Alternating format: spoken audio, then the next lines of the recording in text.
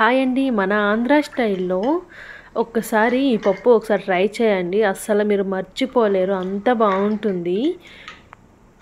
పచ్చి అలసందలు తీసుకోండి. అవి మంచిగా వాష్ చేసేసి కుక్కర్లో ఒక 2 విజిల్స్ ఆర్ 3 విజిల్స్ వచ్చేంత వరకు బాయిల్ చేయించండి. దాంట్లోకి గురుగాకు అని మన పొలాల్లోనే ఉంటుంది, బయట పల్లెటూరు వాళ్ళకైతే బాగా తెలుసు. ఆ గురుగాకుని చిన్న చిన్నగా కట్ చేసి ఆ పప్పు అండ్ గురుగాకు బాగా నీట్గా వాష్ చేసి కుక్కర్లో వేసేసి ఒక 4 విజిల్స్ వచ్చేసాయి అనుకోండి, మంచి పప్పు అయితే రెడీ అయిపోతుంది. ఎప్పుడు ట్రై చేయని వాళ్ళు కూడా ఒకసారి తిన్నారంటే అసలు మర్చిపోలేరు, అంత బాగుంటుంది. ఒకవేళ ఫస్ట్ టైం తినే వాళ్ళకు కూడా చాలా నచ్చేస్తుంది. ఈ అలసందల ప్లేస్లో మనము పచ్చి శనగపప్పు, పచ్చి శనగగింజలు కూడా వాడుకోవచ్చు. చాలా అంటే చాలా బాగుంటుంది.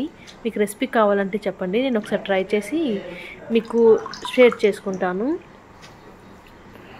ఈ రెసిపీ అయితే మా జేజీ చెప్పింది. సో నేనైతే ఫస్ట్ టైం, ఇది థర్డ్ టైం అలా అనుకుంటా ట్రై చేయడం కూడా. చాలా అంటే నాకు చాలా బాగా నచ్చేసింది. మామూలుగా అలసందని పులుసు పెట్టుకుంటారు, చాలా బాగుంటుంది. బట్ కానీ ఆమె చెప్పడం వల్ల నాకు ఒక 2 టైమ్స్ అలా చేయడం వల్ల నాకు నచ్చింది.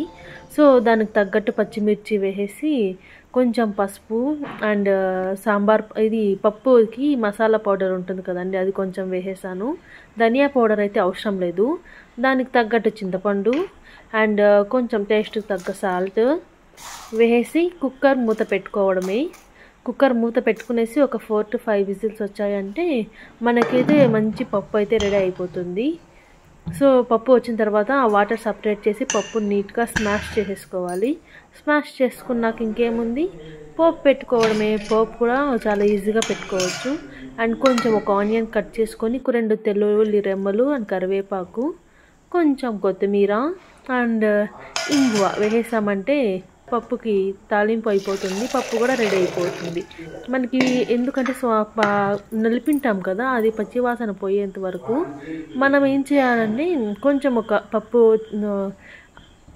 పప్పుకు తాలింపు వేసాక మనము ఒక 5 to 6 మినిట్స్ అలా సిమ్లో పెట్టేసి వదిలేసేయాలి గ్యాస్ మీద. అప్పుడు పప్పు అనేది ఇంకా మంచి టేస్ట్, అరోమా అనేది వస్తుంది. ఇంకా చాలా బాగా టేస్టీగా రెడీ అవుతుంది. మీరు ఎవరు ఎప్పుడు ట్రై చేయకపోతే ఒకసారి ట్రై చేయండి. ఆకుకూర ప్లేస్లో మీరు పాలకూరకు తీసుకోవచ్చు, మెంతెం కూరకు తీసుకోవచ్చు. అండ్ మీకు ఏ కూర అవైలబుల్లో ఉంటే అది తీసుకోవచ్చు. పల్లెటూరులో ఉన్న వాళ్ళకైతే ఇదైతే చాలా బాగుంటుందండి, చాలా టేస్టీగా కూడా ఉంటుంది. సో అవైలబిలిటీ ఉన్న వాళ్ళైతే కంపల్సరీ ట్రై చేయండి. ఓకే. అండ్ చిన్నపిల్లలకు కూడా ఈజీగా సర్వ్ చేయొచ్చు.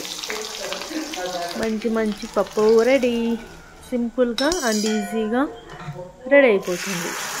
ఒక హాఫ్ అన్ అవర్లో మనకి పప్పు రెడీ అయిపోతుంది. దాంట్లోకి మంచిగా రాగి సంగటి చేసుకొని తినొచ్చు. అండ్ రైస్కి బాగుంటుంది, చపాతీకి బాగుంటుంది, పూరీకి బాగుంటుంది, ఏ కర్రీకైనా సరే చాలా అంటే చాలా బాగుంటుంది. చూడండి ఆ స్ట్రక్చర్ చూడండి, ఎంత బాగుంది కదా.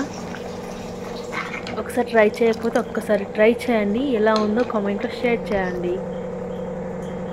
ఫస్ట్ టైం చేసే వాళ్ళు కూడా ఈ రెసిపీని అయితే ఈజీగా చేసేయచ్చు.